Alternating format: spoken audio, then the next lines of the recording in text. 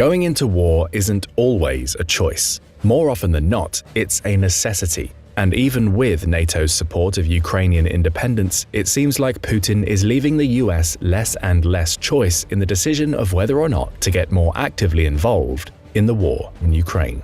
But if the US had to suddenly engage in a full-scale war against Russia, how would it fare? What plans is it making for such an eventuality? One thing is for sure, Putin had better buckle up. The US military keeps its M1 Abrams oiled up, its Tomahawks loaded, and its star-spangled heroes capes nearby all year round. It is always prepared and has kept a particularly close watch on the former Soviet Union ever since the 1940s. During the Cold War, the West had it easy. Despite communist coups and the proxy wars, the Americans and their NATO allies always knew exactly who the real threat was, the foe pulling the strings behind the scenes, if you will. It was, of course, the Soviet Union. For 45 years, the West had prepared, strategized, and planned for the ultimate eventuality, an all-out military confrontation with the Soviet superpower. Whether the Cold War conflict went hot by spiraling into the nuclear realm, or if kinetic operations remained firmly moored in the familiar bounds of conventional warfare, made little difference. What mattered most was that the enemy and its intentions were clear. Knowing that is half the battle. But what happened next changed everything. The Soviet collapse in the early 1990s kick-started 3 decades of self-discovery as the US spread its wings as the world's sole superpower. Combating terrorists, genocidal dictators, and non-state tyrants became the order of the day. NATO members drifted apart, the alliance's mission and purpose suddenly cast into doubt. Then came a 2-decade forever war in the Middle East. We all know how that turned out. After a decade of strategic revision, the US finally embarked on a wholesale pivot to Asia, now hoping to contain a Chinese threat which had for decades grown stronger, almost in plain sight. And then February 2022 happened. Russia invaded Ukraine. Geopolitical clarity, it seemed, was restored. The aggressive Russian bear, whose foreign policy since the Soviet collapse had vacillated somewhere between bitter Western resentment and surprising Western rapprochement, showed its true colors. America, firmly committed to bolstering its presence in the Indo-Pacific, nevertheless seized the opportunity in Europe. For years it had been nursing its wounds, trying to restore European partnerships and alliances which had slowly atrophied under the pressure of populist politics. The invasion recast these relationships in stone. Everyone in the Western world suddenly saw the reflection of their own histories in Ukraine's existential fight for its independence. The US and its Western allies pledged collective action: sanctions, hybrid warfare, material donations, refugee support, and military training. Everything short of entering the fight themselves. This Western support coalition has shown no signs of weakening now, more than a year into the war. If Finland's recent accession to NATO says anything, it has only grown stronger. What is this all leading to? For the Americans, who for a decade could not drum up the political unity required to deal with Russian revisionism, the Russian threat is credible once more. The pivot to Asia will continue apace. But now, with Eastern European sovereignty under threat once more, America must continue to do everything in its power to prepare it and its European allies for the ultimate eventuality, a full-scale war with Russia. We know you're probably laughing right about now. War with Russia, you're saying. The same Russia that can barely make inroads against a country 28 times smaller and with 100 million fewer people than itself. The same Russia that has allegedly already suffered 250,000 casualties in a single year of fighting, more than the entire number of Russian soldiers killed in every war the Soviet Union and Russia fought since World War II combined.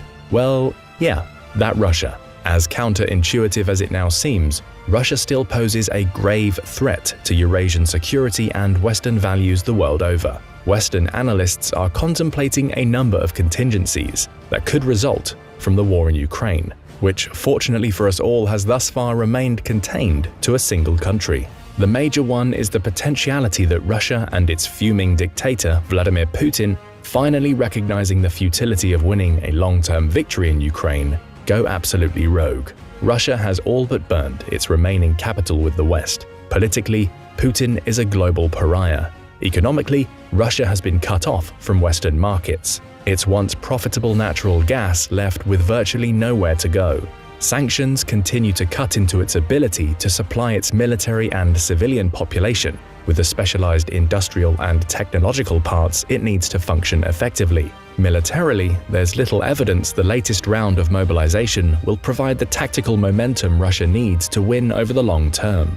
Rather, it's more likely that untrained Russian conscripts or mobiks will continue to be fed into the meat grinder to little effect. Will Putin back down? You can almost guarantee he won't. He's already raised the stakes too high. His people, his propagandists at least, expect too much of him.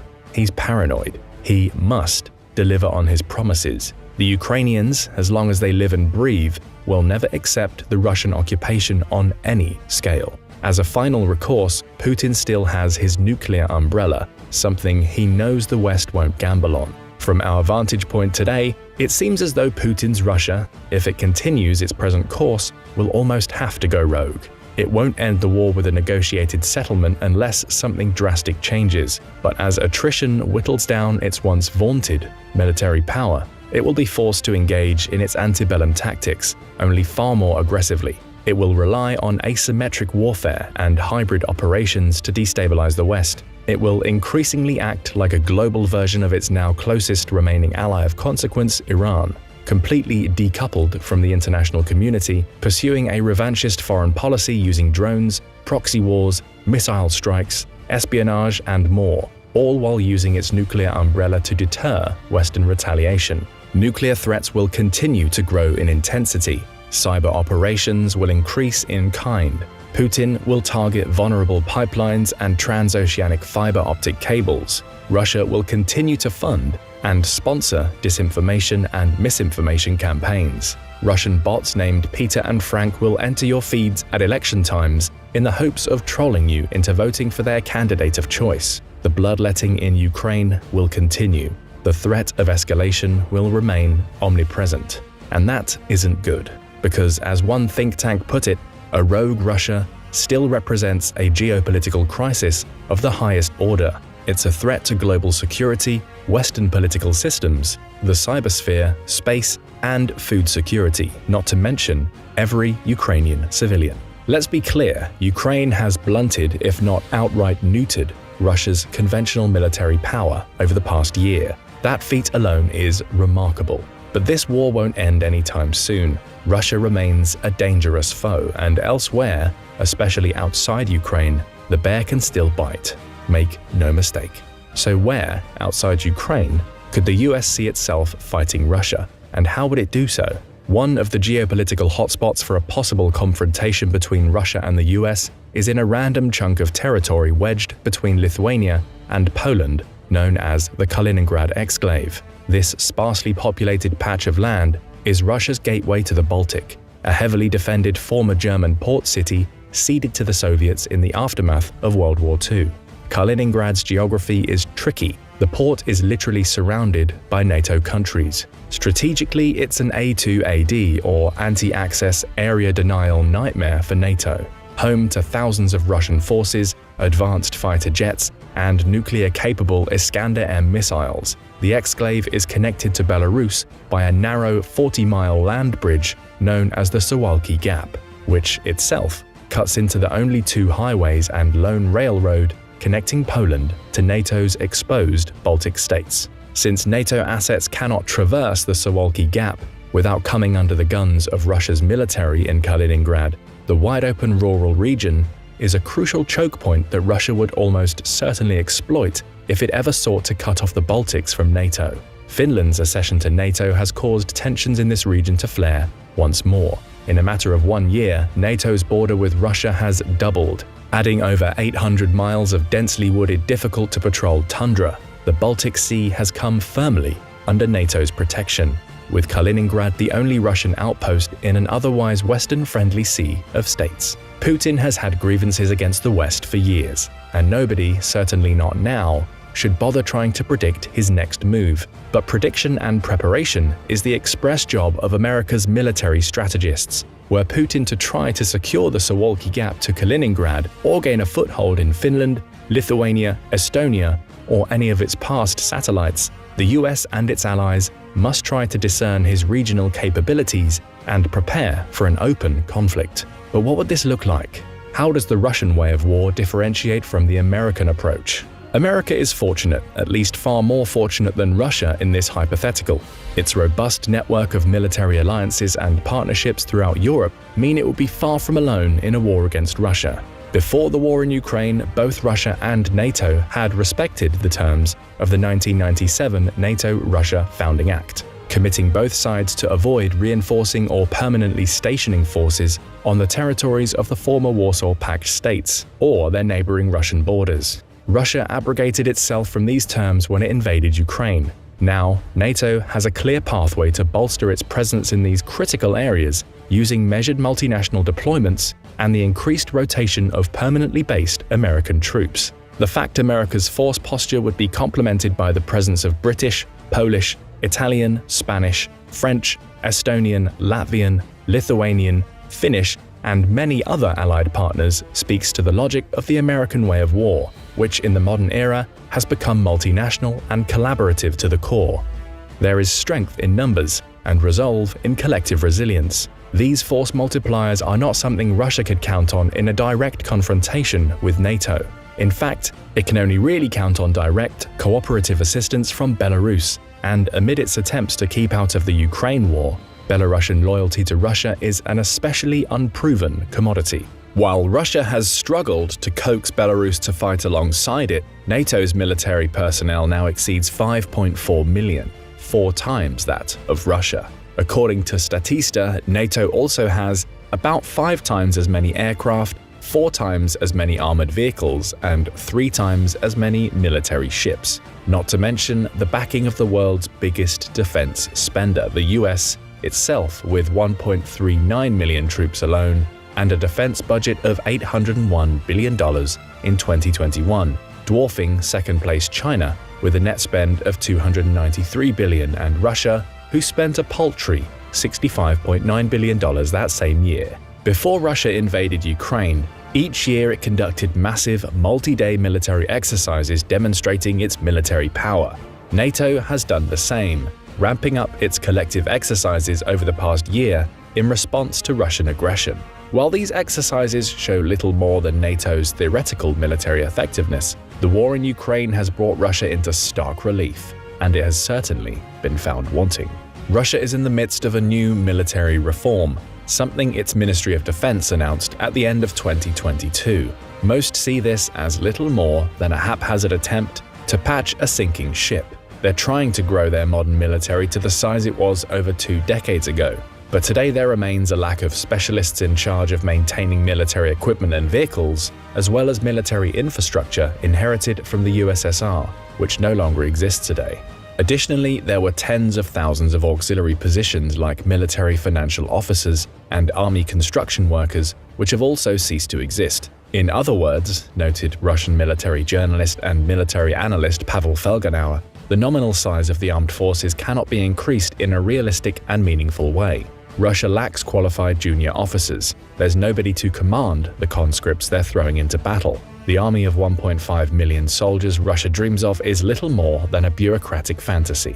Still, Russia is frantically trying to restore its depleted forces to the numbers it boasted prior to the invasion of Ukraine. It isn't working. Its armed forces today are lacking in some areas of modern military technology, including drone capability, electronic components, and radar and satellite reconnaissance, Felgenauer told the media. Yes, we have weapons, but our reconnaissance capabilities are weaker than our attack capabilities. So we have a long-range, sometimes precision-guided weapon, but we don't always know where the target is. But what if Russia went into a full-scale war with the West despite these obvious weaknesses? Let's say for the sake of argument that Putin goes rogue. He sees Finland's NATO membership as the final straw. He still doubts the West will risk starting World War III, and he is desperate for a quick victory in Europe. He throws everything into the Ukrainian cauldron, and it all goes wrong.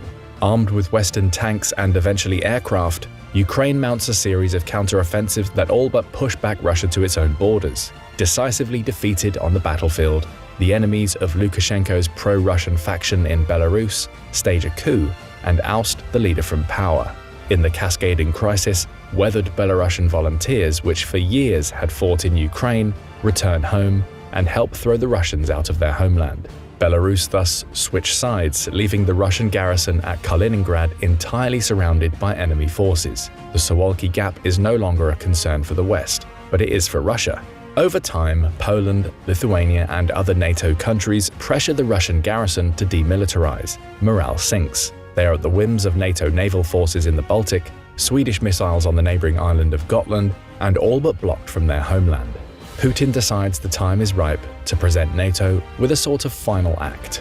He invades Belarus and, hoping to regain a foothold in Eastern Europe, Putin decides to test NATO's resolve, launching an attack on the Suwalki Gap and small villages along the Estonian, Latvian, and Lithuanian borders. He uses Kaliningrad's Iskander missiles and naval missile corvettes to cover his advance. With the bulk of its reserve forces in Poland and Finland, Putin's forces overwhelm the unprepared NATO multinational garrison in Estonia, which is briefly forced into retreat. Russia immediately begins reinforcing its positions, bracing for the inevitable counterattack as NATO triggers Article 5. NATO's tripwire strategy to place small forward presence battalion-sized deployments in the Baltic to absorb a Russian invasion while it rushed its reserves to the front could not prevent Estonia from coming under Russian control.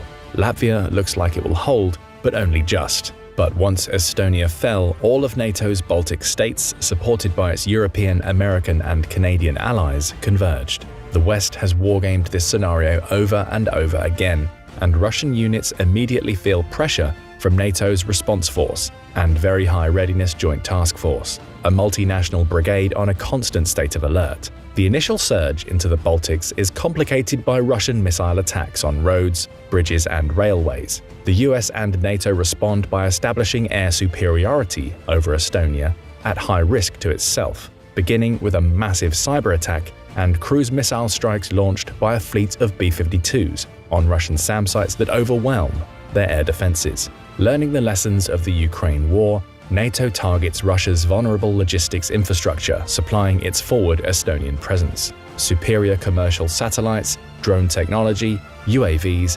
electromagnetic capabilities, and next-generation precision-guided munitions fired by interoperable F-35 fighters enable NATO forces to target railway hubs supplying Putin's war in a way the Ukrainians never could. Once Russia gave up their air to NATO and the US, it was essentially game over. Kaliningrad, isolated and completely surrounded, capitulates in a matter of days. NATO continues to pour manpower and material into Estonia at a rate unmatched by Russia. Its theater assets are better maintained.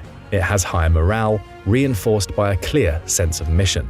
It suffers fewer casualties, a result of superior airlift capabilities and hospital facilities. It engages in full-spectrum multi-domain operations, or the simultaneous attack from sea, air, land, and cyberspace, unleashing a single symphony of violence to break down advanced defenses. It has been trained for years. Through it all, NATO member countries shoulder a fair share of the burden, thus proving the NATO concept. Russian morale breaks under a withering, round-the-clock assault. The war is over in a matter of weeks. Russian forces beat a hasty retreat to Moscow, and Putin's world comes crashing down as his people, fired up after years of disappointment, global isolation, bloodshed, and military setbacks, finally turn on him. Sure, it's all hypothetical, and yes, it's fair to claim that the West has struggled against forces far weaker than the conventional peers they would face in the Baltics over the past few decades. A fair criticism, but one equally applicable to nearly every country immersed in counterinsurgencies and irregular warfare. It's hard to believe that Russia could ever succeed in an out-and-out military confrontation against the West all on its own. If the West applies the full weight of its collective military capabilities on a clearly defined enemy, the outcome for Putin would be very, very bad indeed. His only recourse, again, would be to threaten the world with nuclear destruction. Would he really go that far? What do you think? Let us know in the comments, and don't forget to subscribe for more military analysis from military experts.